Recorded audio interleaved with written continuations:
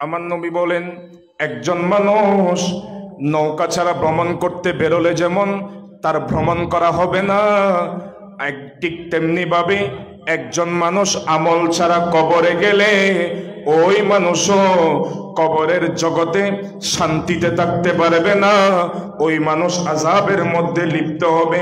আমার নবীর সাহাবা হযরতে ওমর রিওয়ায়াত করেন, عن عمر ابن الخطاب رضي الله تعالى عن عز الدنيا بالمال وعز الآخرة بصالح الأعمال। আমার নবী সাহাবা হযরতে ওমর বলেন, ধন সম্পদের মাধ্যমে মানুষের সম্মান বৃদ্ধি পায়, মানুষের সম্মান বেড়ে যায়। আর আমার নবী বলেন, মানুষের যারা সমাজে ধনভাণ্ডার মানুষ আছে এরা ধনের কারণে, সম্পদের কারণে মানুষের কাছে দামি হয়ে যায়। আর আমার উম্মত ইবাদতের মাধ্যমে আখিরাতের ময়দানে, কিয়ামতের ময়দানে ইবাদতের মাধ্যমে আমার উম্মতের সম্মান বেড়ে যাবে। আমার নবী অপর হাদিসে বলেন, তিনটা জিনিস মানুষের সম্মানকে বাড়িয়ে দেয়। এক নাম্বার, বেশি বেশি করে আল্লাহর জিকির করা। এজন্য জিকির করলে কলব জিন্দা হয়। জিকির করুন, আল্লাহ আল্লাহ হো আল্লাহ আল্লাহ,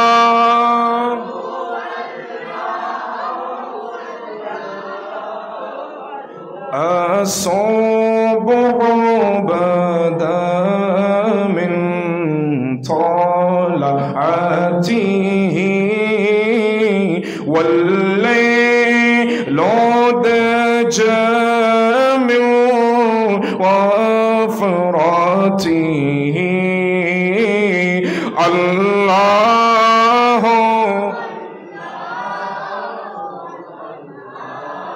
هو الله الله الله هو الكنز الكريم مولى النعم هادي الأمم شريعته الله الله الله الله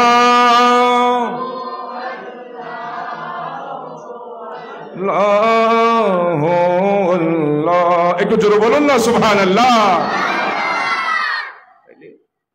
জিকির, ইবাদত, ইবাদতের মাধ্যমে আপনার কিয়ামতের ময়দানে সম্মান বেড়ে যাবে। আপনি যত টাকা ইনকাম করেছেন, ব্যাংক ব্যালেন্স আপনি পরিপূর্ণ করেছেন, এই টাকা আপনার সাথে কবরে যাবে না। আরে টাকা ইনকাম করছেন ঠিক আছে, ভালো কথা, টাকাগুলোকে রাখার জন্য যোগ্য সন্তান তৈরি করে যান, নাইলে এই ছেলে আপনার টাকার জন্য পাগল হয়ে আপনাকে বাইরে ফেলে রাখবে। এটা ঘটেছে তো 2023 সালে কর্ণফুলীতে, এই পাশেই তো আপনাদের দক্ষিণ জেলায়। অ্যাকাউন্টে অনেক টাকা, উনি ব্যাংকার ছিলেন, মারা গিয়েছে। 3জন না 4জন ছেলে আছে। এই ছেলেগুলা বাবার লাশটাকে ফ্রিজের গাড়ি করে উঠানে 9 ঘন্টা ফেলে রেখেছে শুধু সম্পদের জন্য। 9 ঘন্টা বাইরে ফেলে রেখেছে। একটা মজার কথা বলি, একজন মাইয়াতের জানাজা হবে, তো জানাজায় যখন হাজির করা হলো, একজন মানুষ দাঁড়িয়ে বলছেন, জানাজা পড়াইতে পারবেন না কেন? আপনি কে? আমি পাওনাদার। তো কেন পড়াইতে পারবো না কেন? আমার পাওনা ফেরত দিতে বলেন। ওনার সন্তান আছে, ওনার সম্পদ আছে, আমার পাওনা ফেরত দিতে বলেন। এখন ইমাম জানাজার নামাজ যিনি পড়াবেন উনি বলছেন, আমি নামাজ পড়াইতে পারবো না, পাওনাদার হাজির, এর আগে সামলাও।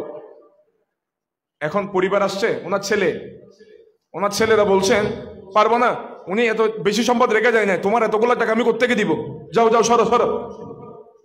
এই বলছেন না, তাইলে আমার টাকা যদি দিতে না পারেন তাহলে জানাজা নামাজ হবে না, দাফনও করতে পারবেন, এটা ফেলে রাখেন। এখন ছেলে না শক্ত, মেয়ের মন তো নরম।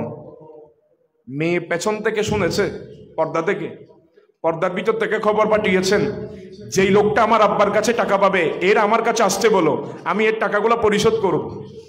এর কাছে গেল, এর মোবাইল টোবাইল যা যা জমাজাটি ছিল, স্বর্ণ অলংকার যা ছিল সবগুলা দিয়ে বলছেন, বাবা এগুলো তুমি রাখো, এগুলো আপাতত রাখো, বাকি টাকা যদি পেয়ে থাকো এগুলো আমি তোমারে পরে আদায় করে দিব, অন্ততপক্ষে আমার আব্বার জানাজারটা পড়ার একটু সুযোগ করে দাও। তখন ওই পাওনাদার বলছেন, ও মহিলা শোনো শোনো, তোমার আব্বা আমার কাছে টাকা পাবে না, তোমার আব্বার কাছে আমি টাকা পাবো না, বরং তোমার আব্বা আমার কাছে 3 কোটি টাকা পাবে। তোমার আব্বা আমার কাছে টাকা পাবে। তখন ওই মহিলা বলেন, তাইলে আপনি পাবেন কেন বললেন? ওই পাওনাদার বলেন, আমি ওনার যোগ্য সন্তানকে খুঁজছি, যার হাতে ওনার টাকাগুলা তুলে দিব। আমি যোগ্য সন্তান পেয়েছি, এই টাকাগুলা তুমি বুঝে না। তাইলে সম্পদ করবেন, ঠিক আছে, সম্পদগুলো ধরে রাখার মতো যোগ্য সন্তান তৈরি করতে হবে।